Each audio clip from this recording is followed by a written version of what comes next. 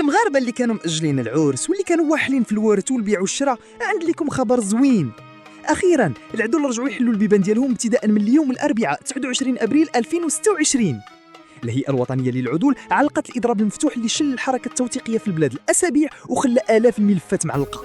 ولكن السؤال اللي كيطرح راسو، واش هذا الرجوع كيعني باللي الحكومه والعدول تصالحوا ولا سمع العسل؟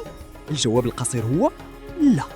الجواب الطويل هو اللي غنشرحه لكم في هذا الفيديو. ديروا جيم، اشتركوا في القناه واجيو تفهموا شنو واقع. البارح 28 ابريل مجلس النواب صادق بالاغلبيه على مشروع القانون 16.22 المنظم لمهنه العدول في قراءه ثانيه. مباشره موراها الهيئه خرجت بلاغ كتقول فيه بلي غترجع تخدم استحضارا للمسؤوليه وتغليبا للمصلحه العليا للوطن.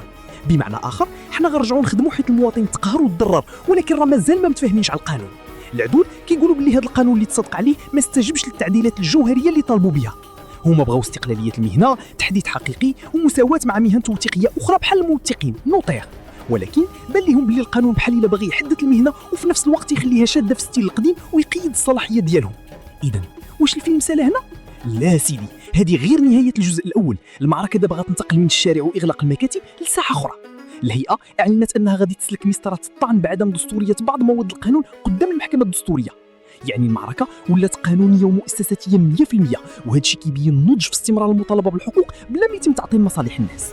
دابا شنو المهم في هذا الشيء كامل بالنسبه لي كمواطن؟ المهم هو ان المكاتب العدليه راها مفتوحه من صباح اليوم. بغيتي دير عقد زواج، طلاق، توثيق ارث ولا بيع وشراء، تقدر تمشي تقضي غراضك. ولكن دير في بالك باللي كاين تراكم ديال اكثر من 2 سيمانات ديال الخدمه اللي كانت حابسه.